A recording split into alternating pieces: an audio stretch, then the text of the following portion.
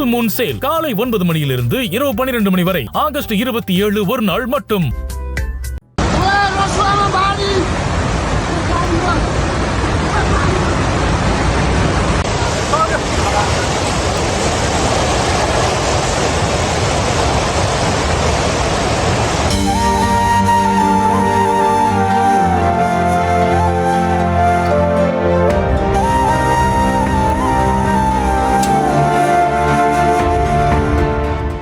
காலை 9 மணியளவில் நேபாளத்தின் திமுரே சியாப்ரு பேசின் நகரங்கள் வழக்கம் போல் காலை நேர பரபரப்பில் இயங்கிக் கொண்டிருந்தது. அப்போது இமயமலை மேலிருந்து பாறை களிமண்ணுடன் கலந்த பேரிரைச்சலுடன் சீறிக் கொண்டு வந்த வெள்ளம் பல அடுக்குமாடி கட்டடங்களை அடித்துச் சென்றது.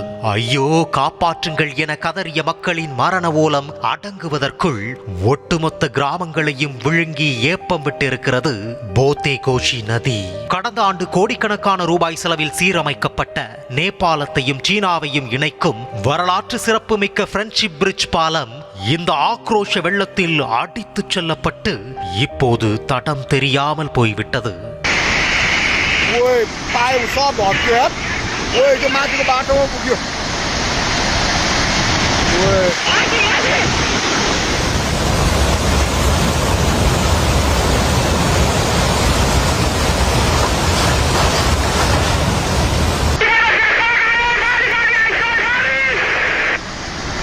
Ôi, mati.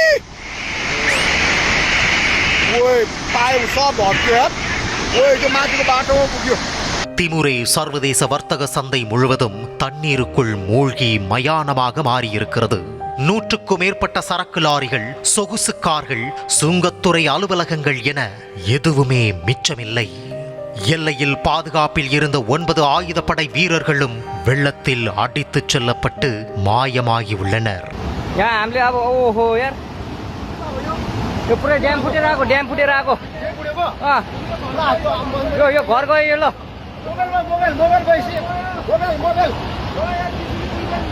लो ट्युसली बजारै गयो यार लो गयो यार ओ ए सिलास यता यता यता यता यता.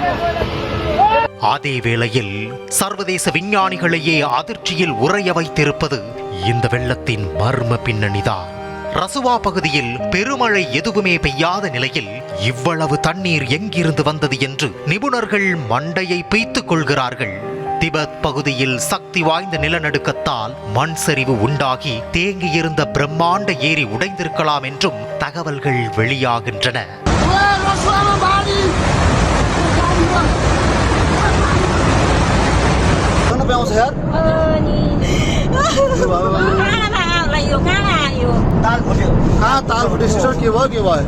நேபாள நாட்டின் ஒட்டுமொத்த நீர்மின் உற்பத்தியில் 12% வழங்கி வந்த திட்டங்கள் அடித்துச் செல்லப்பட்டதால் 430 மெகாவாட் மின் உற்பத்தி அடியோடு முடங்கியுள்ளது.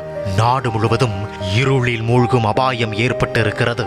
தற்போது வரை 16 சடலங்கள் மட்டுமே கைப்பற்றப்பட்டுள்ள நிலையில் 400க்கும் மேற்பட்டவர்கள் இந்த வெள்ளத்தில் மாயமாகி இருப்பதாக அஞ்சப்படுகிறது. இதில் காணாமல் போனவர்களில் 105 பேர் இந்தியர்கள் என சொல்லப்படுகிறது.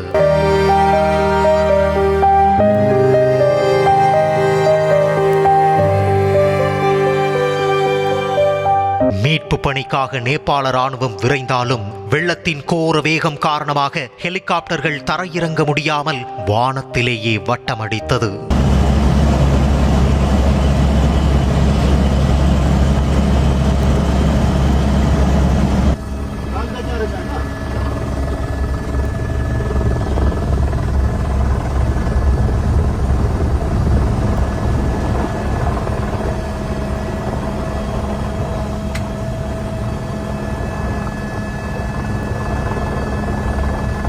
இதனிடையே நேபாள பிரதமர் பாலேந்திர ஷா அவசர அமைச்சரவை கூட்டத்தை கூட்டி மக்களை பாதுகாப்பான உயரமான இடங்களுக்கு அழைத்துச் செல்ல உத்தரவிட்டிருக்கிறார். நேபாளத்தின் திரிசுலி நதி வழியே பாயும் இந்த பெருநீர் நேராக பீகாரின் கண்ட கோஷி நதிகளுக்குள் சீறி பாய்ந்து வந்து கொண்டிருப்பதால் நேபாள எல்லையை ஒட்டியுள்ள 8 மாவட்டங்களுக்கு ஹை அலர்ட் உத்தரவிடப்பட்டு தேசிய பேரிடர் மீட்பு படையினர் களத்தில் குவிக்கப்பட்டுள்ளனர்.